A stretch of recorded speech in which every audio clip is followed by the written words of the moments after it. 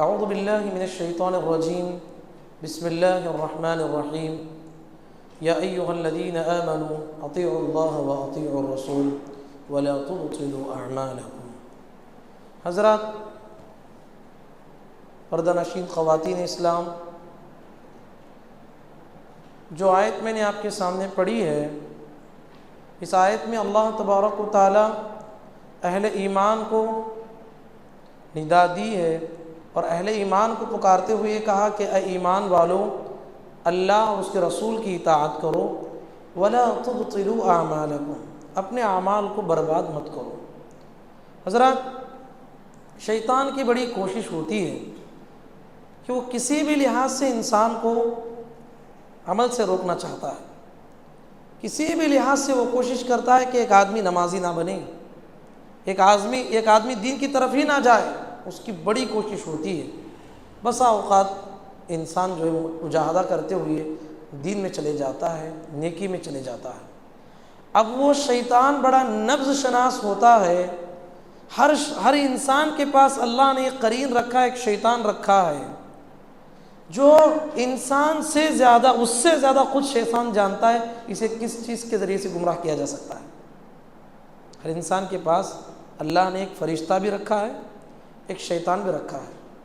شیطان انسان کو برائی کی طرف دعوت دیتا ہے، فرشتہ اسے جو ہے اچھائی کی طرف دعوت دیتا ہے۔ تو شیطان انسان کا نبض شناس ہے، یعنی آپ کے اندر کیا کیا کمزوری اسے پتہ ہے۔ یہ جو ہے نماز نہیں چھوڑنے والا ہے، ٹھیک ہے، لیکن جو ہے مال کا بڑا حریص ہے، مال کے راستے سے اسے گمراہ کرنے کی کوشش کرے گا۔ ایک آدمی ہے، نیند کا بڑا پیاسا ہے، نیند کے ذریعے سے ایک انسان کو نماز چھوڑنے کی کوشش کرے گا۔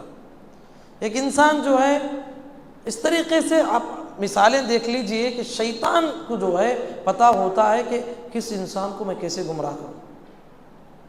ایک سب سے بڑی بلا، سب سے بڑی مصیبت کہیے، ایک شیطان کا ایک سب سے بڑا حربہ جو انسان کے اعمال کو برباد کر دیتا ہے، وہ ہے ریاکاری۔ کیا ہے؟ ریاکاری۔ کیا ہے ریاکاری؟ ہے دکھاوے کے لیے عمل کرنا۔ کیا صدقہ کرے؟ 4 آدمی کو بولیں گے، فجر نماز پڑھے گا، 4 دوستوں میں جا کر بولیں گے آج میں نماز پڑھا ہوں۔ کچھ اچھی نیکی کرے، لوگوں نے بولنا، جب تک اسے سکون نہیں ملتا 4 آدمی اس کے عمل کو نہ جان لیں۔ آج دیکھیے، نماز، روزہ، زکوٰۃ، حج، یہاں تک کہ میرے بھائی عمرے کے لیے لوگ جاتے ہیں، کتنا دکھاوا ہے، کتنا دکھاوا ہے۔ اللہ اللہ، یاد رکھیے شیطان کا یہ سب سے بڑا حربہ ہے، اور یہ مصیبت ہے ان لوگوں کے لیے جو دیندار ہیں۔ بے دین تو چھوڑیے، وہ تو عمل ہی نہیں کرتے، دین کے قریب ہی نہیں آتے۔ مصیبت اور بلا ان لوگوں کے لیے ہے جو دیندار ہیں، جو دین سے قریب ہے، ان کے لیے بہت بڑی مصیبت ہے۔ کتنے لوگ ہیں خود منہ پہ تعریف کرتے ہیں تو بہت پھل جاتے ہیں، خوش ہو جاتے ہیں، ہاں بھائی بہت نمازی ہیں آپ، خوش ہوتا ہے دل میں، آپ بہت صدقہ کرنے والے ہیں، آپ بہت خوش ہوتا ہے انسان۔ تعریف سننے کا ایک مزاج، یہاں تک کہ اپنی تعریف کے بھوکے ریاکاری والے انسان، شہرت طلبی کے طلبگار کیسے رہتے ہیں؟ قرآن کہتا ہے وَيُحِبُّونَ أَن يُحْمَدُوا بِمَا لَمْ يَفْعَلُوا، وہ تعریف کو سننا چاہتے ہیں جن کی ان کے اندر صلاحیت نہیں ہے۔ وہ غریبوں کو نہیں دیتے، پھر بھی جو ہے لوگ کہتے ہیں آپ کو بہت دینے والے ہیں، غریبوں کو بہت خوش ہو جاتے ہیں۔ آپ یتیموں کی کفالت کرنے والے بہت خوش ہوتے ہیں، سال بھر بہت روزے رکھنے والے حالانکہ روزے نہیں رکھتے۔ یعنی قرآن کہتا ہے کہ یہ لوگ ایسے ہیں، ان کے اندر جو صلاحیت اور جو تعریف نہیں، وہ جو ہے اپنے اندر جو ہے لوگوں کی تعریف سننا چاہتے ہیں۔ وَيُحِبُّونَ أَن يُحْمَدُوا بِمَا لَمْ يَفْعَلُوا، شہرت کے پیچھے نہیں بھاگنا ہے میرے بھائی، یہ بہت بڑا فتنہ ہے، ایک بہت بڑا المیہ ہے۔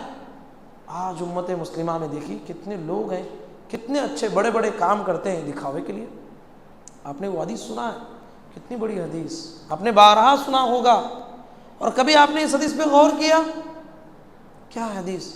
قیامت کے دن جو 3 لوگ لائے جائیں گے، جن سے جہنم سلگائی جائے گی، یہ حدیث بیان کرتے ہوئے ابو ہریرہ رضی اللہ عنہ 3 بار بے ہوش ہو کے زمین پہ گرتے تھے۔ معمولی حدیث نہیں ہے۔ لایا جائے گا پہلا وہ انسان جو عالم ہے، حافظ ہے، قاری ہے، علامہ ہے، اللہ اسے بلائے گا، اپنی جو کچھ صلاحیت اللہ نے اسے دیا اسے پوچھے گا، بندے تجھے میں نے اچھی آواز دی تھی کہ نہیں، تجھے علم دیا تھا کہ نہیں، تجھے تقریر کرنے کی صلاحیت دی تھی کہ نہیں، لوگوں کو جو ہے سمجھانے کا انداز دیا، ساری چیزیں وہ اقرار کرے گا، پروردگارہ تو نے مجھے ساری نعمتیں عطا کیا، کیا کیا؟ تیرے راستے میں قربان کیا، تیرے بندوں کو میں نے پڑھایا، تیرے بندوں کو میں نے سنایا۔ اللہ کہے گا تو جھوٹا ہے، جھوٹا ہے، اس معنی میں کہ تو میرے لیے نہیں لوگوں کی خوشنودی چاہتا تھا، تو دنیا میں مل گیا، اٹھا کے اوندھے منہ کے بل جہنم میں پھینک دیا جائے گا۔ اللہ، ایک مالدار لایا جائے گا، ایک مالدار لایا جائے گا جو اللہ کے راستے میں بہت دیا ہوگا، اللہ پوچھے گا اتنا مال دیا تھا، دولت دیا تھا، کہاں لگایا؟ وہ کہے گا پروردگارہ تیرے راستے میں نے لگایا۔ اللہ کہے گا تو جھوٹا ہے، صدقہ کیا صحیح ہے، تو غریبوں میں بانٹا صحیح ہے، تو راستے میں اللہ کے لگایا صحیح ہے، تو لیکن تیری نیت بری تھی۔ تیری نیت کیا تھی؟ شہرت طلبی، 4 آدمی میری تعریف کریں، وہ تو مل گیا تجھے، اٹھا کے اوندھے منہ کے بل جہنم میں پھینک دیا جائے گا۔ تیسرا وہ آدمی جو ہٹا کٹا مضبوط شہید ہوا ہوگا، اللہ پوچھے گا کیا کیا، اتنی طاقت دیا تھا، کہے گا تیرے راستے میں لڑتے لڑتے جان دے دیا۔ اللہ کہے گا تو جھوٹا ہے، جھوٹا ہے، تیری نیت بری تھی، تیرے قبیلے کا نام اچھا ہو، تیرے خاندان کا نام اچھا ہو، شہرت طلبی کے تو لڑا، تجھے کیا بھی نہیں ملنے والا ہے، اٹھا کے جہنم میں پھینک دیا جائے گا۔ اللہ اکبر۔ یہاں رک کے میرے بھائی تھوڑی دیر کے لیے سوچئے، یہ مصیبت، یہ عمل نہ کرتے تو مصیبت اتنی بڑی نہ ہوتی، عمل کرنے کے بعد مصیبت اتنی بڑی بن گئی۔ بات سمجھ میں آتی ہے؟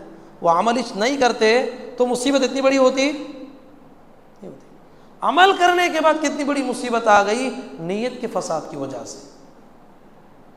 بات سمجھ میں آتی ہے؟ تو کسی بھی عمل کو کرتے ہوئے اخلاص کے ساتھ کیجیے، اخلاص کے ساتھ۔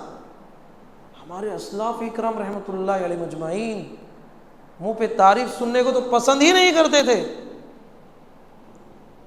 تابعین کے بارے میں آتا ہے، ایک تابعی نے کہا کہ کل رات میں کون ہے، ستارہ ٹوٹا تھا دیکھا ہے؟ دوسرے تابعی نے کہا میں نے دیکھا ہے۔ پوری مجلس لوگ بیٹھے تھے، پھر بعد میں انہیں خیال آیا کہ لوگ مجلس میں یہ سمجھیں گے شاید میں تہجد کی نماز پڑھ رہا تھا۔ لوگوں سے کہا کہ لوگوں، رات میں جو ستارہ ٹوٹا ہے، فلاں تابعی نے کہا انہوں نے کہا ہے دیکھا ہے، میں نے بھی دیکھا ہے، میں اس لیے رات میں جاگ رہا تھا کہ رات میں مجھے بچھو ڈنک مار دیا تھا، بچھو کاٹ دیا تھا، اس لیے میں درد کی وجہ سے تڑپ رہا تھا، تو آسمان پہ نظر پڑی ایک ستارہ ٹوٹ کے گر رہا تھا، میں نے دیکھا۔ وہ اس لیے انہوں نے کہا کہیں لوگوں کے دلوں میں جو ہے یہ خیال نہ آ جائے کہ انہوں نے تہجد کی نماز پڑھی ہے۔ ہمارے اسلاف تھے، نیکیوں کو، اپنے اعمال کو چھپایا کرتے تھے۔ تو ہر نیکی میں جو ہے انسان کو چاہیے کہ انسان اللہ کے لیے عمل کرے۔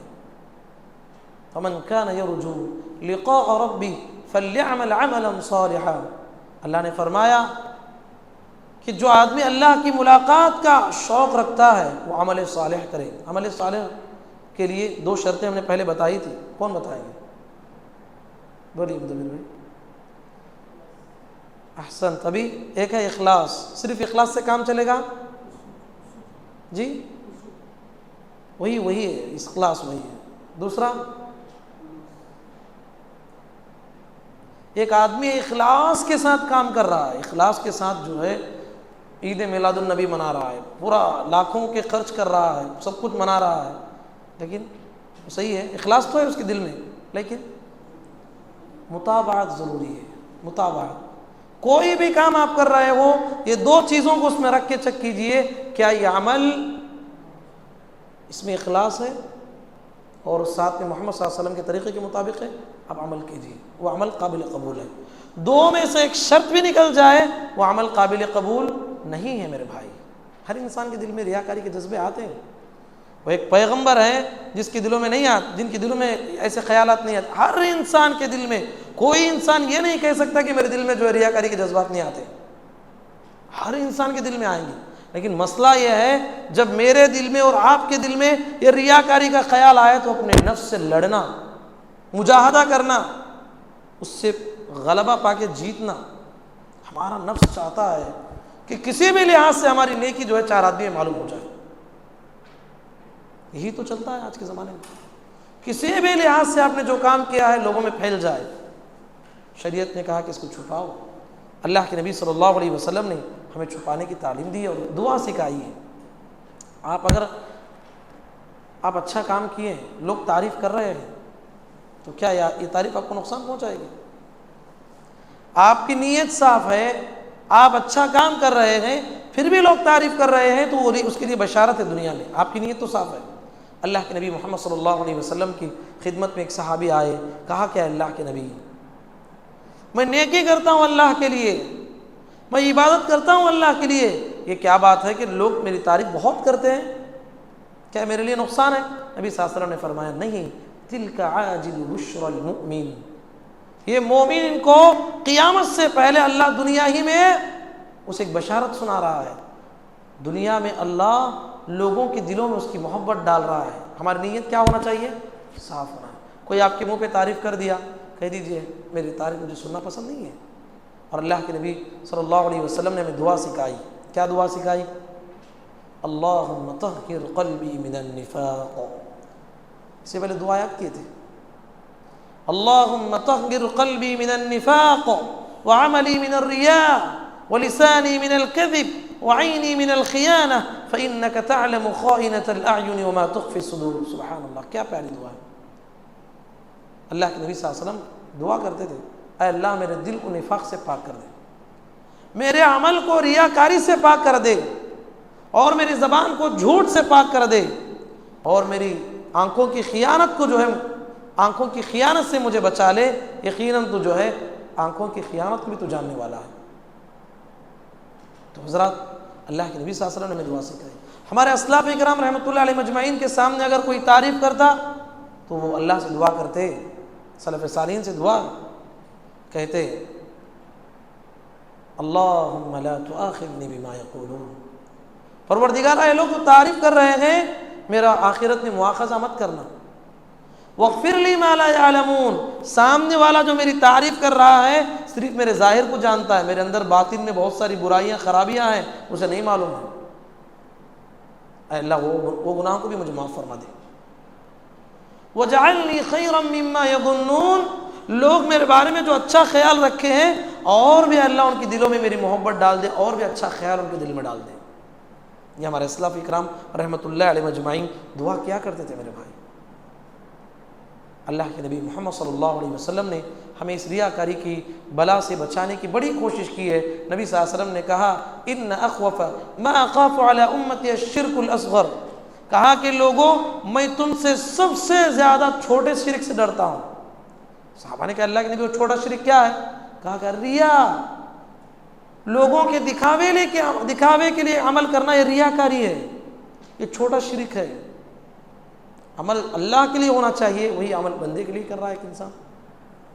صحابہ بیٹھے ہوئے تھے، بات چیت کر رہے تھے، اور بات چیت میں دجال کا ذکر آیا، مسیح الدجال کا ذکر آیا، اتنا بڑا فتنہ اس کا ہونے والا ہے۔ اللہ کے نبی صلی اللہ علیہ وسلم فرماتے ہیں ہر نبی نے اس دجال کے فتنے سے اپنے امت کو ڈرایا ہے، لیکن ہر نبی کو معلوم تھا ان کی امت میں نہیں آنے والا ہے، یہ محمد صلی اللہ علیہ وسلم کی امت کے آخری زمانے میں آنے والا ہے، لیکن پھر بھی اس کا فتنہ اتنا تھا کہ ہر پیغمبر نے اپنی امت کو ڈرایا۔ تو صحابہ اس دجال کے فتنے کے بارے میں بات کر رہے تھے، نبی صلی اللہ علیہ وسلم آئے، کیا بات کر رہے ہو؟ کہا کہ دجال کے فتنے کے بارے میں بات کر۔ نبی صلی اللہ علیہ وسلم نے کہا، کیا ہے میرے صحابہ، یہ دجال کے فتنے سے بھی بڑا فتنہ تمہیں نہ بتاؤں؟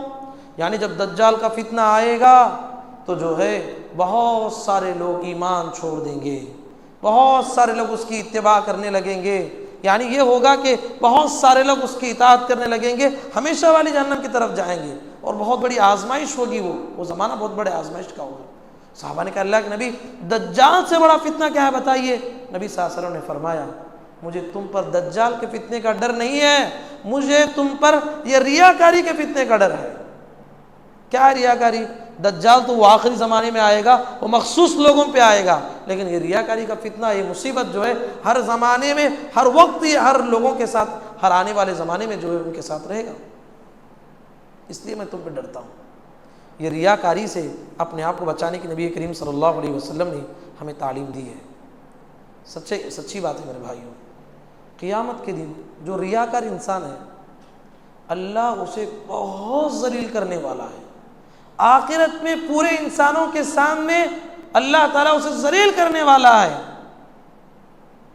وَمَن يُرَائِ يُرَائِ اللَّهُ حدیث میں موجود ہے، جو آدمی لوگوں کے دکھاوے کے لیے عمل کرے گا آخرت میں اللہ اسے ذلیل کرے گا۔ کیوں پتہ ہے؟